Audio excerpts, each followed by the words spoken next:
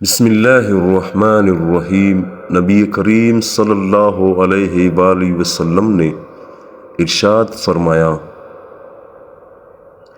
قبر میں مردے کی حالت ایسی ہے جیسا کہ کوئی ڈوب رہا ہو اور کسی کو پکار رہا ہو کہ کوئی اس کا ہاتھ پکڑ کر پانی سے باہر نکال لے۔ چنانچہ وہ مردہ ہر وقت اس بات کا منتظر رہتا ہے کہ اس کے باپ کی طرف سے یا اس کی ماں کی طرف سے یا اس کے بھائی کی طرف سے یا اس کے دوست کی طرف سے اس کو دعا پہنچے۔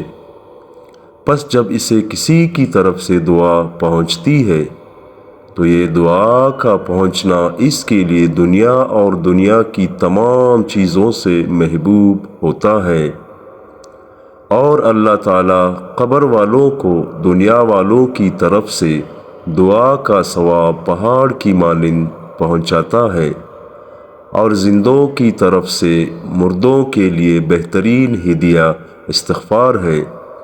تمام مسلمانوں سے عرض ہے کہ روزانہ ہر نماز کے بعد سارے مردوں کے لیے دعا لازمی کرے۔ اللہ تعالی ہم سب کو عمل کرنے کی توفیق عطا فرمائے۔